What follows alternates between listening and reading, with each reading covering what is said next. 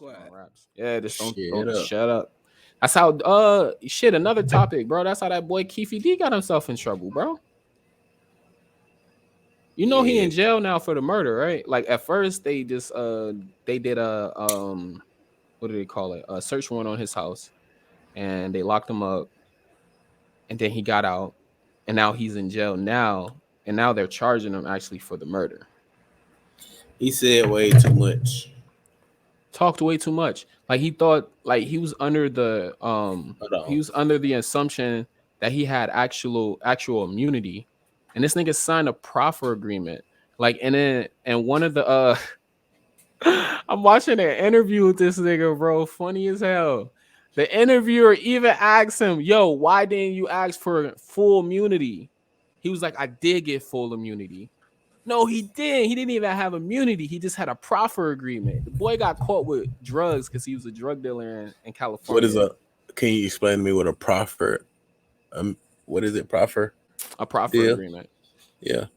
So a proffer agreement basically is you pleading guilty. You're pleading guilty without pleading guilty, without pleading any guilt, basically. And in the proffer agreement, whatever you say, hold on, that you disclose can't be used against you.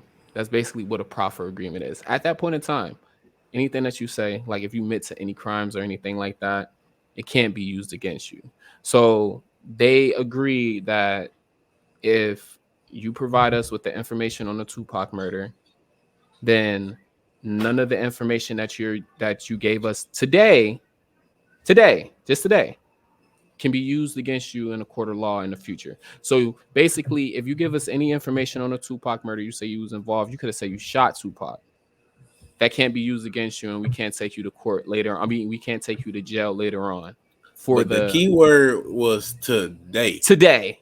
Yeah, disagreement today, and then he went on and wrote a book about it. And then after he wrote the book, he went on a fucking interview, like just an interview spree. Like he just went on a press run of interviews talking about it and talking about what happened. Oh, I handed the gun to Big Dre and Big Dre got scared, so gave it to Orlando. Nigga, you talking about you handed the murder weapon to the murderer, bro. That makes you just as guilty as the damn murderer. Like, niggas, you 60 years old, you don't know the law? Like, I know that shit. I ain't about to admit to Yeah, nothing. Not a damn thing. Not even being in the car. I wasn't in the car. I wasn't even in Vegas. I don't know what the fuck y'all talking about. Only thing I probably, if I would have had like that type of thing where I got close some drugs and they wanted to know, what happened. My nephew died. I know my nephew killed him. How you know your nephew killed him? My nephew told me he killed him. Was you there? Nah, I wasn't there. But I know my nephew killed him because my nephew told me. Like that's all I'm saying. Like that's all you gonna get out of me. You ain't gonna get I was there, you ain't gonna get nothing. You ain't gonna be able to use none of that shit against me in the future. Fuck that. I don't even care if it's a proffer agreement. No. Because the dude Greg Kaiding kind of did him dirty too. Because I think Greg Kaiding really just wanted to get that confession just so he can make his, because he made a documentary called Murder Rap after that. And Mhm. he pretty much put that audio out there of Keefe D admitting to the murder, and he was able to make a documentary out of that after he retired from being a FBI or not FBI agent. I think he was just a California PD or CAPD investigator or something like that. After he retired and shit, he put this documentary together called Murder Rap about the murder of Tupac and Biggie. So I think honestly, bro, like I mean, it sounds fucked up. I think all of this was just a money grab on Greg Kading's end. He got him to admit to it. He gave him he gave him a proffer agreement for that day. He secretly recorded him. He wasn't supposed to record him. And then after he recorded him, he made a whole documentary and released the recording so the world can hear it. Because other than that, like when you do a proffer agreement, nobody's supposed to know the details that you actually gave in that proffer agreement. Like I think what's that boy name? The one with Young Thug, when everybody was just calling a snitch not too long ago. Gunna. He had the same thing. He had a proffer agreement. That's what he signed. And that's why everybody was calling him a snitch. And nobody was supposed to know about that. That's why he said he got fucked over.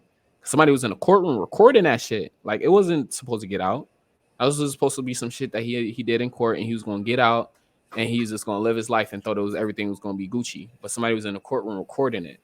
You're not supposed to record it. So That's how they get them folk. yeah, I especially some mean, high profile shit like that. if I know I know when your court date is. If I'm in jail, I'm gonna send somebody there to see if you talk. Nigga, I'm going no, especially when it's high profile like that. You know you can sell that footage, bro. Yeah. I got a video of Gunna that nobody else got saying yes, ma'am, and taking a proffer agreement against Young Oh Thug. You yeah. don't think I can Oh sell this shit yeah. to TMZ for like $100,000?